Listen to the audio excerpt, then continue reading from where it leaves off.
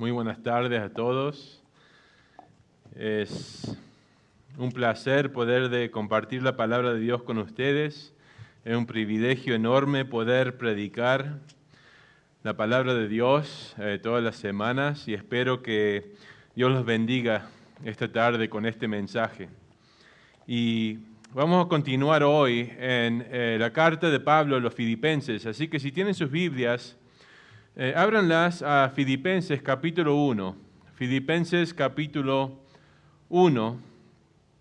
Y la vez pasada empezamos con un mensaje introductivo, solamente una introducción a esta carta para poder entender el contexto en cual Pablo escribió y por qué escribió. Pero hoy vamos a abrir y arrancar con este pasaje en Filipenses 1. Vamos a estudiar versículos 3 a 8. Disculpen, versículos 3 a 6 esta tarde. Filipenses 1, versículos 3 a 6. Y quiero empezar por leer este pasaje completamente. Y las Biblias que tienen delante de ustedes en los asientos, voy a cambiar algunas palabras para que se entienda mejor, o sea, en un idioma más moderno para hoy, un castellano más moderno. Esto dice la palabra de Dios, empezando en versículo 3. Pablo dice, doy gracias a mi Dios cada vez que me acuerdo de ustedes, siempre intercediendo con gozo por todos ustedes en cada oración mía, a causa de su participación en el Evangelio desde el primer día hasta ahora, estando convencido de esto, que el que en ustedes comenzó la buena obra, la perfeccionará hasta el día de Cristo Jesús. Esta es la palabra de Dios. Como dije, la vez pasada empezamos con un mensaje introductivo a esta carta para tener el contexto en cual Pablo escribió esta carta, por qué la escribió a estos cristianos en la ciudad de Filipos. Y si no vieron ese mensaje, está en el YouTube, lo pueden ver, para entender el contexto de esta carta. Pero hoy, como dije, vamos a arrancar con la apertura a esta carta, es decir, el inicio de esta carta, a donde Pablo empieza. Y aunque sea solo la apertura de esta carta en el libro de Filipenses, hay muchas lecciones valiosas que podemos aprender de lo que dice Dios en este pasaje, muchas lecciones espirituales. Y aquí vemos a Pablo como un ejemplo de la vida cristiana. Seguro que todos ustedes y los que están mirando en la internet, en Facebook, seguro que tuvieron modelos cuando estaban creciendo, o muchos modelos, gente quienes trataban de imitar, gente quien admiraban, ¿no?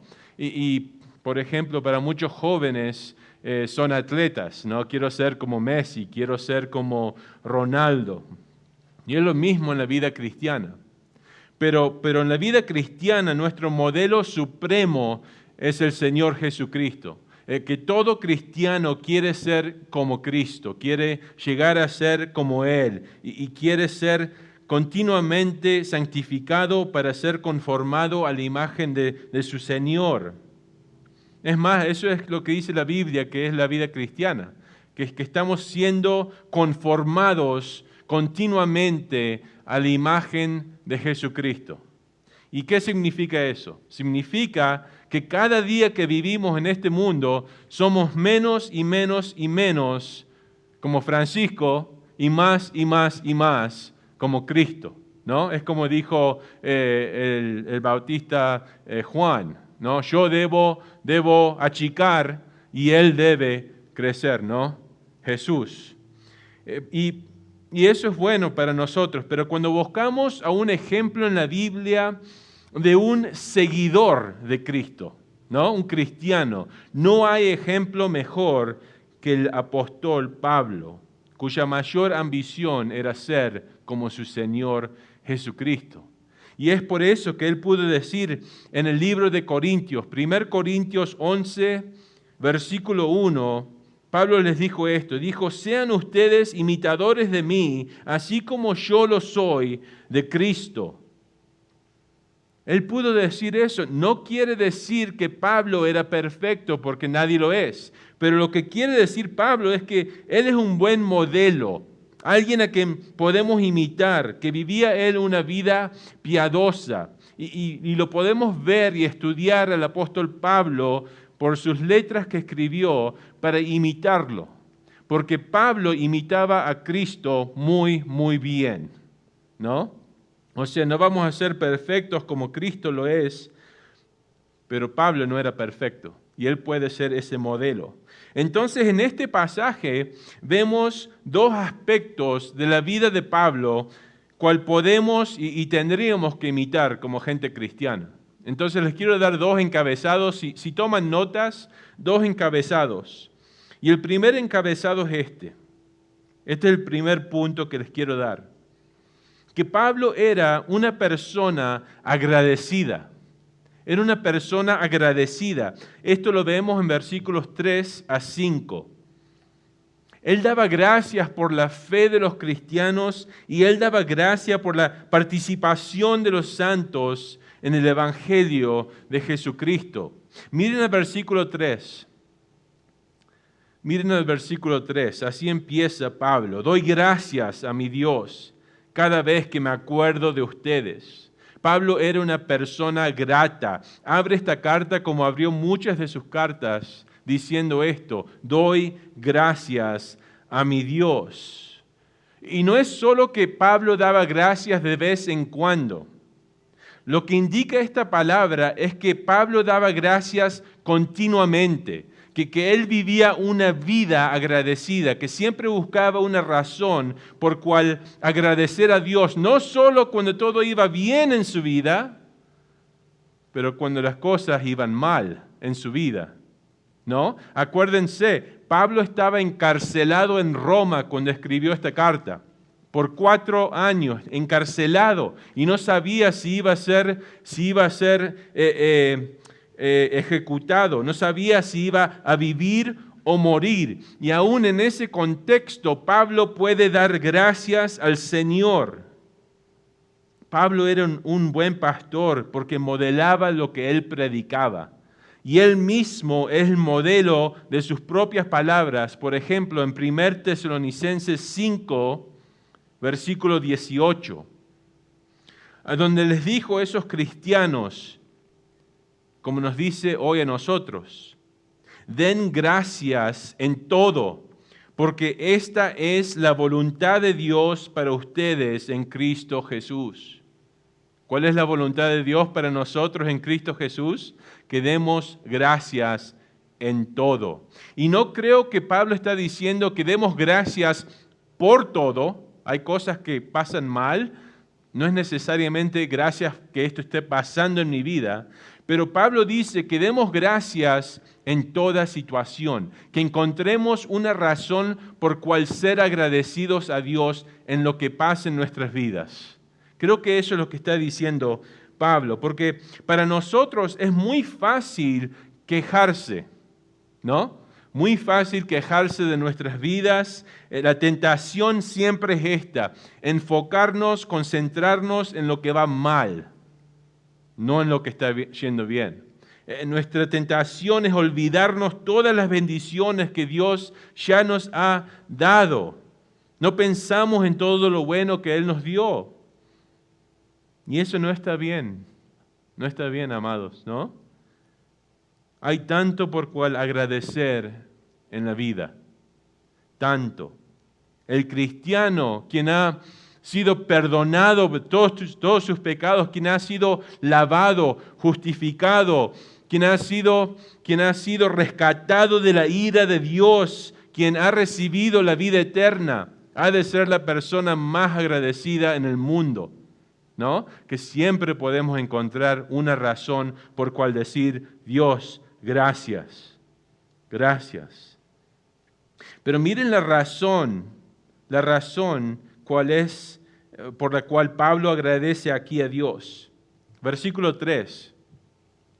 Dice, doy gracias a Dios cada vez que me acuerdo de ustedes, ¿no? Se acordaba de los cristianos en Filipenses, eso es lo que inspiró la gratitud de Pablo. Los amados hermanos en esta iglesia, cual él mismo plantó hace 10 años atrás.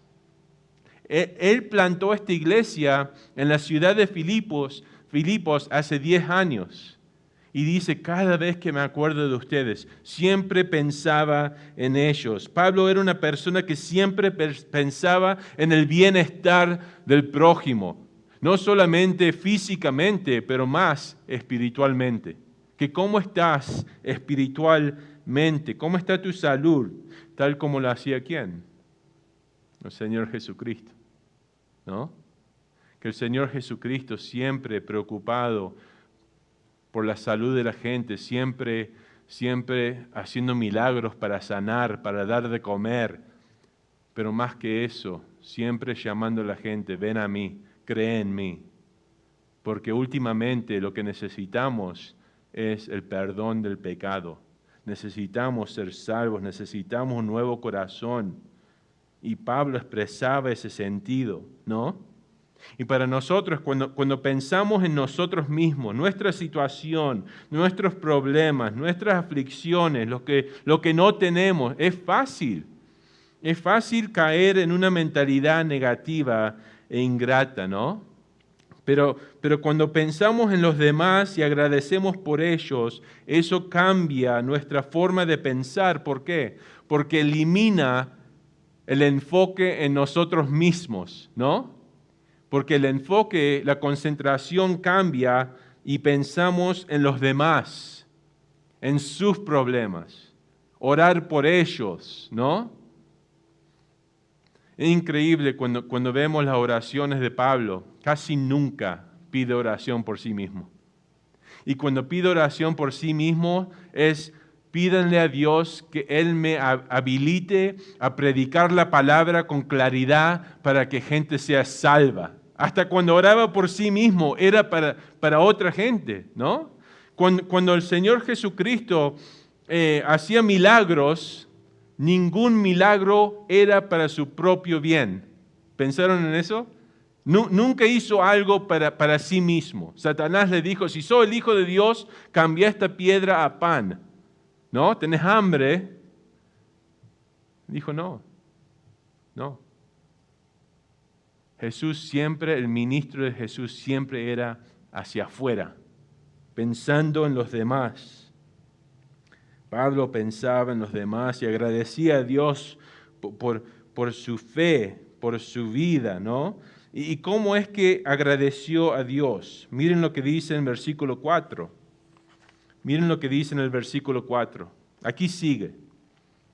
Siempre intercediendo con gozo por todos ustedes en cada oración mía. ¿Cómo expresaba Pablo la gratitud? Por medio de oración. Por medio de oración. Y aquí hay varios puntos que les quiero dar que nos ayudan en el tema de oración. Bueno, les quiero dar 3 puntos en el tema de oración. Primero, noten que Pablo dice que él intercede por ellos cada vez que piensa en ellos. Cada vez que piensa en ellos. Siempre estaban en su mente, ¿no? ¿Y qué es lo que quiero decir aquí? Bueno, hay muchas veces que viene un hermano o una hermana y nos pide oración, ¿no? Nos pide oración. Hermano, estoy batallando con esto, necesito esto. Y le decimos, sí, claro, voy a orar por ti. Y oramos 1 o 2 veces y después, ¿qué pasa? Nos olvidamos. Nos olvidamos de su necesidad, nos olvidamos de lo que está batallando, de lo que necesita, de lo que Dios está haciendo en su vida, de lo que queremos que Dios haga en su vida. ¿O qué pasa? Nos damos por vencidos. ¿Por qué? Porque no vemos la respuesta inmediata que queremos, ¿no? Y vivimos en una cultura, en inglés se dice que vivimos en una cultura microwave, ¿no? Microondas, queremos todo en 1 minuto, ¿no? Que no estamos pensando en el tiempo de Dios, cuál es no es nuestro tiempo, nunca es nuestro tiempo, ¿no? Pero es así. Hay que orar como Pablo, constantemente y nunca olvidar. Cuando le decimos a un hermano o una hermana, voy a estar orando por ti, lo tenemos que hacer. Lo tenemos que hacer. Es pecado cuando olvidamos. Y yo, créanme, estoy con convicción de esto, lo hago yo. No, me olvido, me doy por vencido. Pero hay que pelear porque el mismo Señor dijo en Mateo 7, 7 a 8. Señor Jesucristo dijo esto: pidan y se les dará. Busquen y hallarán. Llamen y se les abrirá. Porque todo el que pide recibe, el que busca halla y el que llama se abrirá. ¿No? Y en ese pasaje, cada verbo está en el presente. La idea es esta: sigan llamando, sigan pidiendo, sigan buscando, ¿no? Y habrá una respuesta. A veces la respuesta no es la que nosotros queremos, pero habrá una respuesta de Dios, ¿no? Un pastor dijo esto una vez: la máxima bondad que alguien me puede dar a mí en este mundo es que oren por mí. Que oren por mí. Es verdad. Porque cuando oramos por alguien, le estamos pidiendo que Dios actúe por ellos, ¿no? ¿Quién es más poderoso, nosotros o Dios? Dios. Le pedimos: Dios, ayúdalos, porque yo soy humano, no puedo hacer nada, ¿no? Y es verdad eso, nuestra vida espiritual sería muy diferente si nos pusiéramos a orar constantemente por nuestros hermanos y hermanas, por nosotros mismos y también por nuestra familia que no conoce a Cristo, ¿no? Porque siempre escucho esto: pastor, les sigo diciendo, les sigo dando el Evangelio, les hablo sobre Cristo y no me escuchan. Estás orando, ¿no? Estás orando. Porque Dios tiene que abrir los ojos, ¿no? Dios tiene que entregar la vida eterna. Dios tiene que entregar el nuevo corazón. Así que sí, tenemos que darles el Evangelio, pero al mismo tiempo estar de rodillas pidiendo a Dios que intervenga por ellos y les dé la vida eterna, ¿no? Entonces, primero, necesitamos orar constantemente. Segundo punto, noten que Pablo oraba con gozo. Con gozo. Dice, siempre intercediendo con gozo. ¿No? Es una cosa orar, es otra cosa orar con gozo. ¿No? Es otra cosa orar con gozo. ¿Qué es el gozo? El gozo es más que la felicidad. La felicidad es como una emoción que sube y cae 100,000 veces en un día, ¿no? Pero el gozo es esto, es tener esta convicción, estar completamente seguro en la soberanía de Dios, que Él está en control de todo en mi vida y que Él está arreglando cada situación en mi vida, hasta lo malo, para producir algo eternamente bueno. Es el gozo. Cuando estoy convencido que Dios está en control de todo aspecto de mi vida. Todo aspecto de mi vida. Y el gozo que Dios da, nadie lo puede robar. Porque es un fruto, ¿qué? Del Espíritu. Y lo que Dios da, nadie lo puede quitar. Entonces Pablo estaba agradecido por los cristianos y oraba con gozo por ellos mientras estaba encarcelado. ¿No? Piensen esto. Pablo no usó su situación desagradable en su vida para dejar de orar, ¿no? Como lo hace mucha gente, ¿no? Si mi vida no va a gusto, si Dios no está haciendo lo que yo quiero que haga, bueno, no voy a orar más. No voy a dejar de orar, ¿no?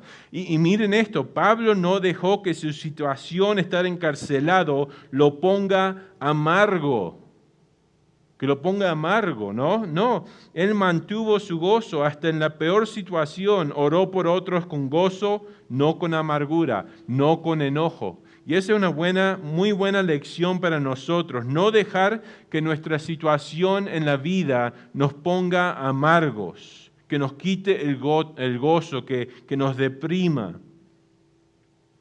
Y lo que es bueno es que en esta carta, revelación de Dios, vemos que llegar a este estado espiritual es posible. Es posible. Y esta carta nos da el secreto, cómo puedo tener gozo en cualquier situación. Y le doy parte de este secreto ahora mismo. Le doy parte del secreto ahora. Parte del secreto de estar con gozo en todo momento es: voy a quitar mis ojos de mis problemas y de mí, y voy a empezar a pensar en otros, y orar por ellos, y servirle a ellos. Y van a ver que si hacemos eso, que nuestra depresión, ansia se va, ¿no? Porque estamos pensando en otros. Tercer punto.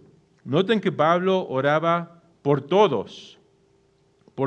Dice, intercediendo por todos ustedes. Es decir, Pablo amaba a todos los cristianos en la iglesia, intercedía por todos. En 6 versículos aquí, Pablo dice las palabras todos ustedes 4 veces.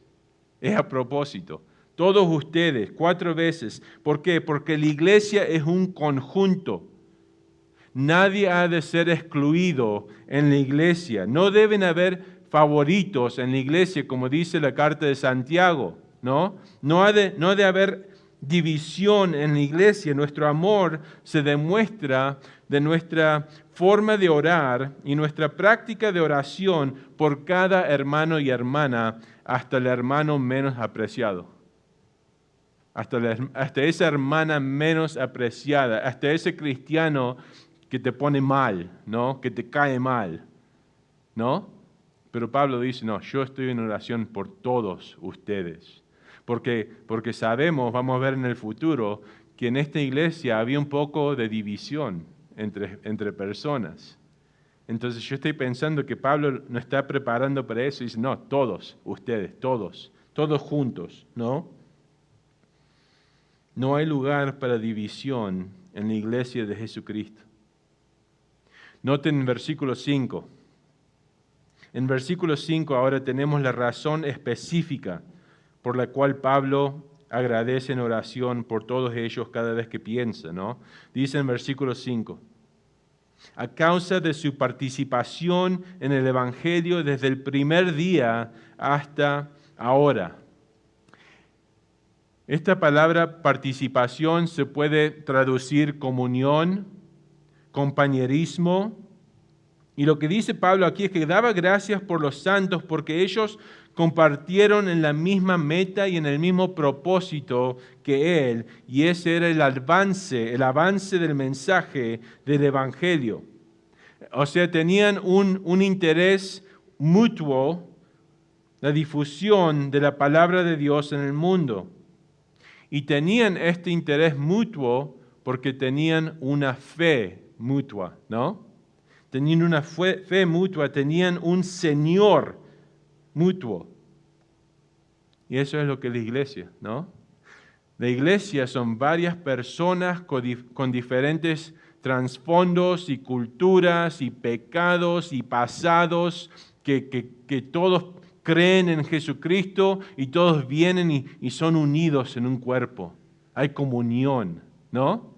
Lo que tenemos en común todos nosotros son 2 cosas. Somos pecadores y que tenemos un gran Señor que nos perdonó, ¿no?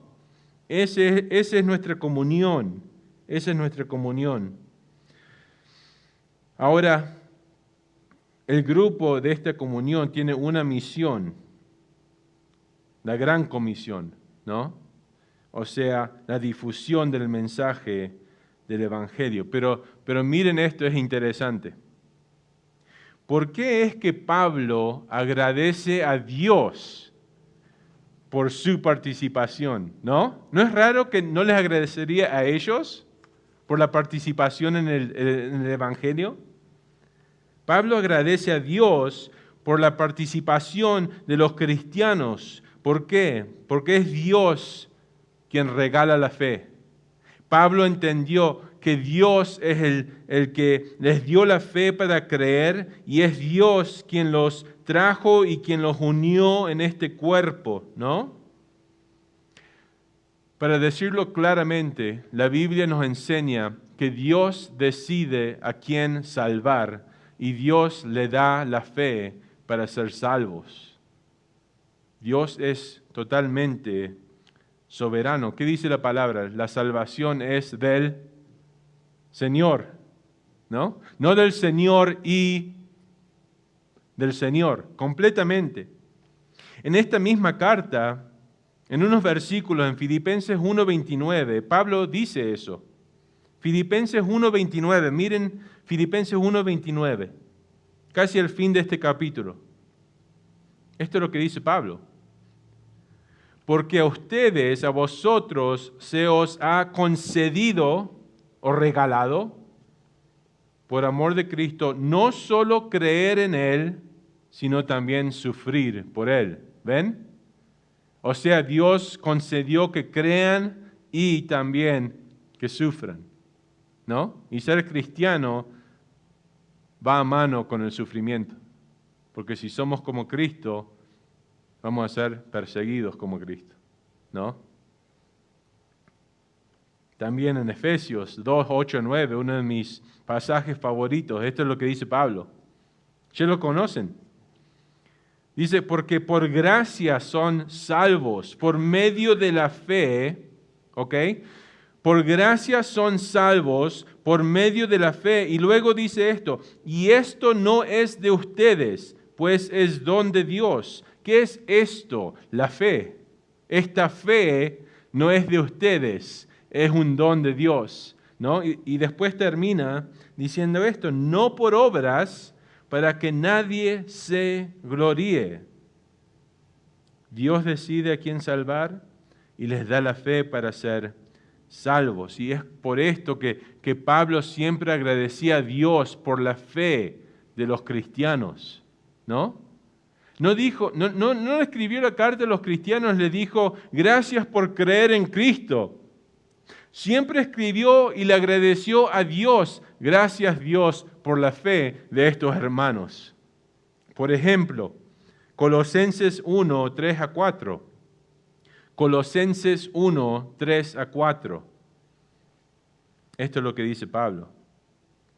Damos gracias a Dios, el Padre de nuestro Señor Jesucristo, orando siempre por ustedes, porque hemos oído de su fe en Cristo Jesús y del amor que tienen por todos los santos. ¿Damos gracias a quién?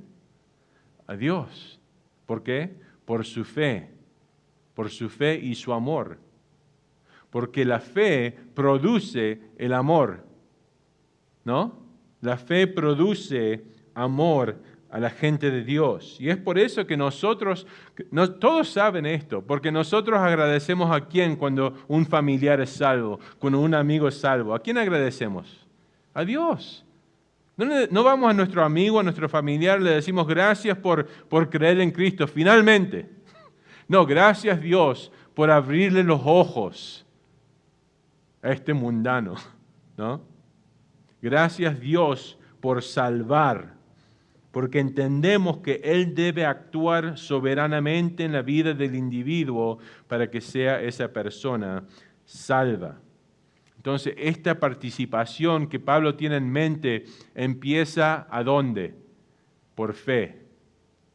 Porque por fe somos bautizados al cuerpo de Cristo.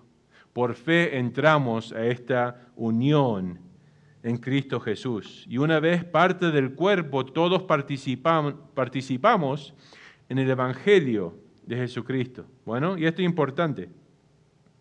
Este es un buen recordatorio que el ministerio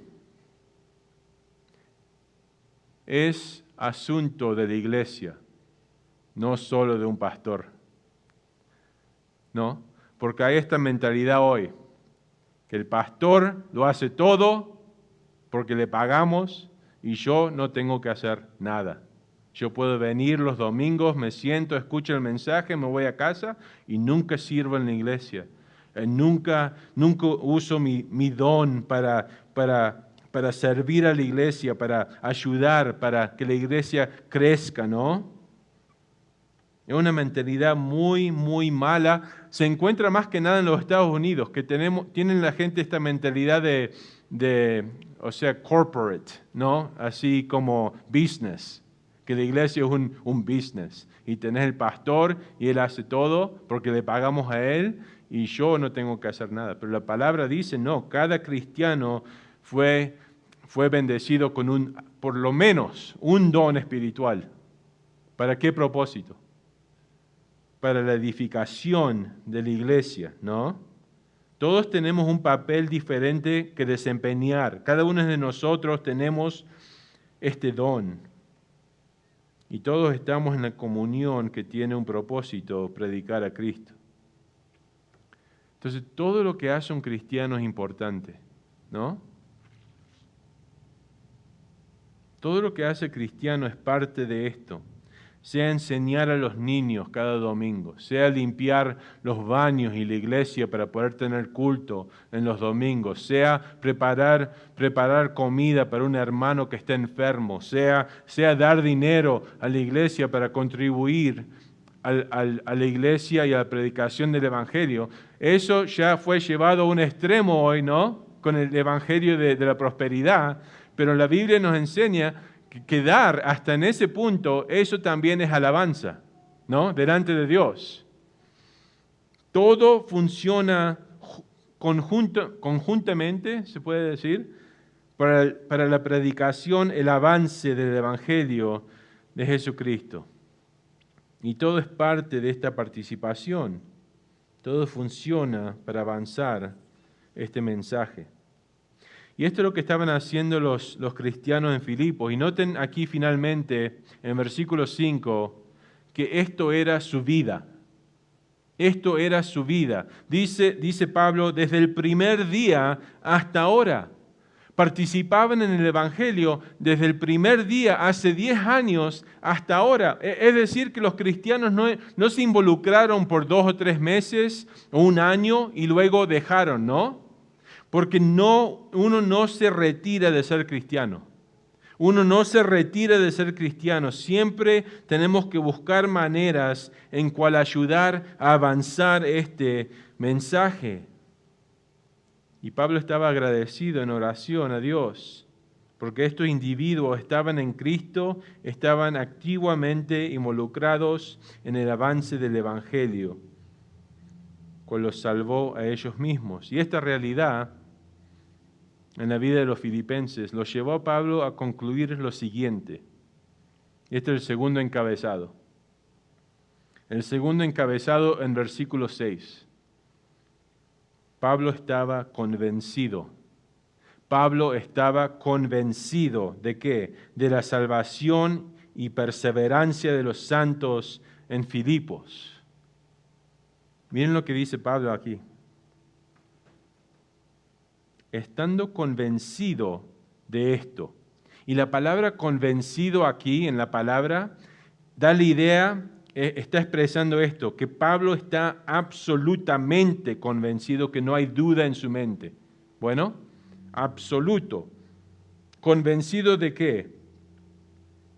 Que el que en ustedes comenzó la buena obra, la perfeccionará hasta el día de Cristo Jesús. Amigos, escúchenme, este es uno de los versículos más confortantes en la Biblia. Este es uno de los versículos más confortantes en la Biblia. ¿Quién tiene en mente Pablo aquí? ¿Quién es él el que comenzó esta obra? Dios, ¿no? ¿Quién más va a ser? ¿Y cuál es la obra a cual Dios comenzó, esta buena obra? La obra de la salvación, ¿no? La obra de la salvación. Noten, ¿quién comenzó la obra? Dios, ¿no? Es decir, el cristiano no comienza la obra de salvación. Dios la comenzó. porque Dios da la fe para ser salvo, entonces es Él quien comenzó esta buena obra de la salvación. Y porque es Dios quien comenzó esta obra, ¿de qué está convencido Pablo?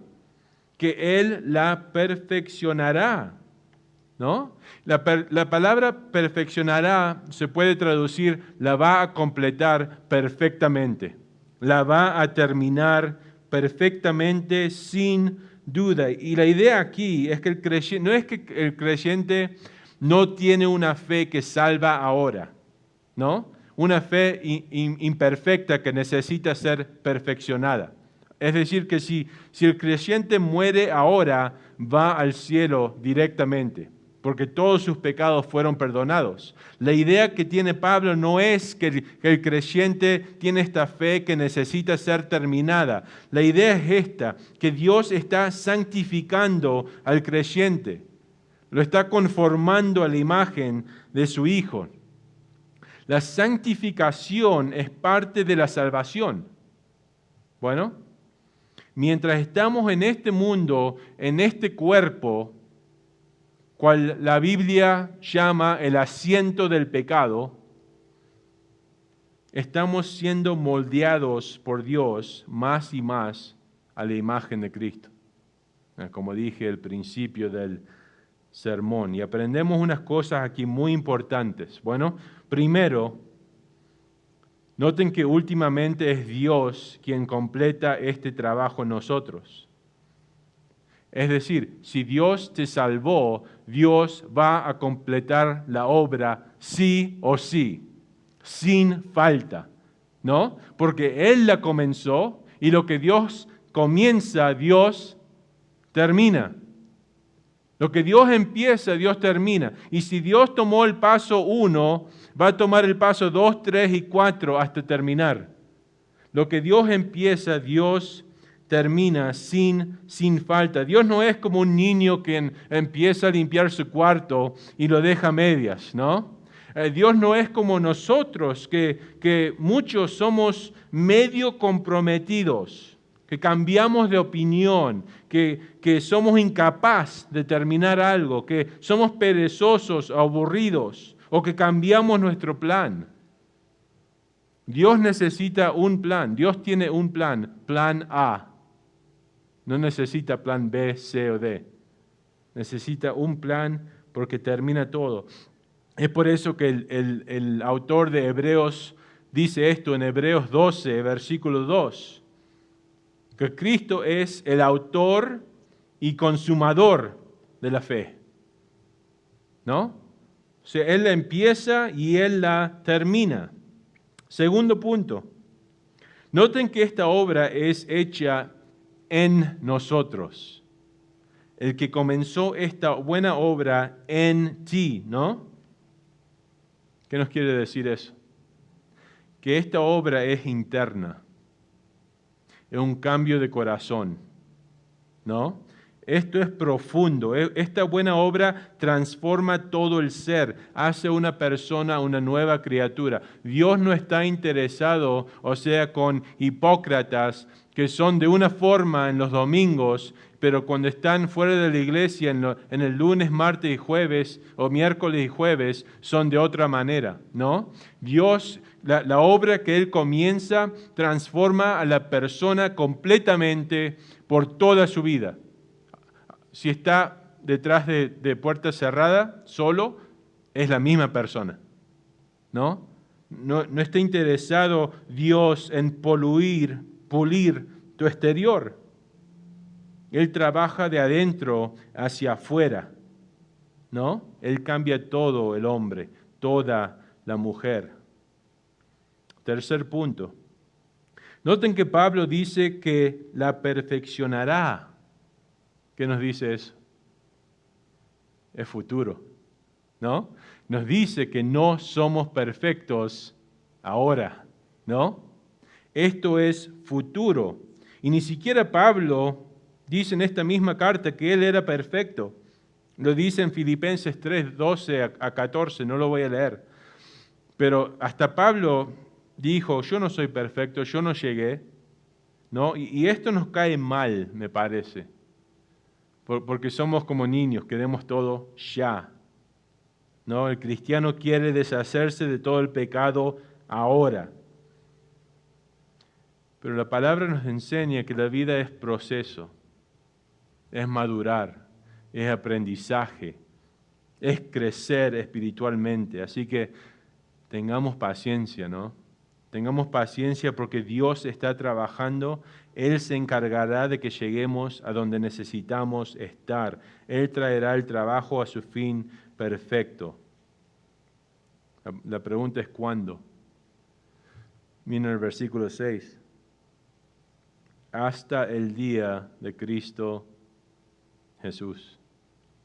¿No? Cuando Jesús vuelve, viene por las nubes, vuelve para su gente y nuestro cuerpo va a resucitar y nuestro cuerpo resucitado se va a reunir con nuestro espíritu si estamos muertos y vamos a ser glorificados. O también podríamos decir que cuando morimos, inmediatamente entramos a la presencia de Dios perfectos por el trabajo de Jesucristo en su vida, muerte y resurrección. Hasta el día de Cristo. Por cuarto lugar, muy importante, noten que esto no significa que el cristiano no debe hacer nada en su vida para la santificación. Pablo no está diciendo que nosotros nos podemos sentar en la silla, en el sofá y dejar que Dios haga todo y pensar que Él nos va a cambiar así sin hacer nada. No, porque una vez que entramos a esta unión con Cristo por fe, la palabra dice que vamos a vivir una vida de obediencia. Y es por esa obediencia que crecemos en nuestra fe. Nosotros trabajamos mientras Dios trabaja dentro de nosotros, ¿no? Esto mismo lo dice Pablo en el segundo capítulo de esta carta, Filipenses 2, 12 a 13. Pablo dice, de modo que, amados míos, así como han obedecido siempre, no solo cuando yo estaba presente, sino mucho más ahora en mi ausencia, ocúpense en su salvación con temor y temblor, porque Dios es el que produce en ustedes tanto el querer como el hacer para cumplir su buena voluntad. ¿Quién se tiene que ocupar en la salvación? Nosotros. ¿Y qué es lo que dice inmediatamente después? Porque es Dios el que produce en ustedes tanto el querer como el hacer. O sea, nos cambia nuestra mente para querer hacer lo correcto. Y después nos da la fuerza para poder hacerlo. Y al mismo tiempo, tenemos que obedecer. Ambas cosas son verdad. Pero para concluir esta tarde, lo que quiero que vean aquí, más que nada, para que se vayan muy, muy contentos en Cristo esta tarde. La maravillosa promesa que vemos aquí. ¿Entienden lo que está diciendo Pablo aquí? ¿No? Hay tanta gente que es deprimida. ¿Por qué? Porque piensan que tienen que hacer obras para poder ser salvos. Hay tantos cristianos quienes les enseñaron que tienen que hacer obras encima de la fe en Cristo para ser salvos. Hay tantos cristianos que le enseñan que pueden perder su salvación. Uno no puede vivir con gozo en ese estado, ¿no? Uno no puede vivir con paz en ese estado. Pero lo que dice Pablo aquí es que un cristiano no puede perder su salvación.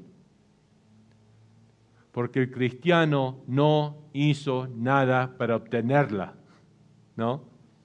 Un teólogo dijo, si podrías perder tu salvación, lo harías. Si dependiera de nosotros, la vamos a perder. Pero no depende la salvación de nosotros. Nadie ni nada nos puede separar de Dios una vez salvos, como leyó Dennis para nosotros esta tarde. La religión, la salvación por obras te deja así chueco, ¿no? Torcido, siempre ansioso, siempre deprimido. Que si hice suficiente para estar bien con Dios. Pero la salvación de Dios no es así. La paz, gozo y alegría. Y les quiero dar dos escrituras aquí. Juan 10, 27 a 30. Juan 10, 27 a 30. Y este es Jesús quien habla. Juan 10, 27 a 30. Este es el Hijo de Dios, Dios encarnado. Dice, mis ovejas oyen mi voz, y yo las conozco, y me siguen. O sea, las ovejas son los cristianos. Yo les doy vida eterna, y no perecerán jamás, y nadie las arrebatará de mi mano. Mi Padre que me las ha dado es mayor que todos, y nadie les puede arrebatar de las manos del Padre. Yo y el Padre uno somos. Entonces, miren esta imagen que vi en un sermón.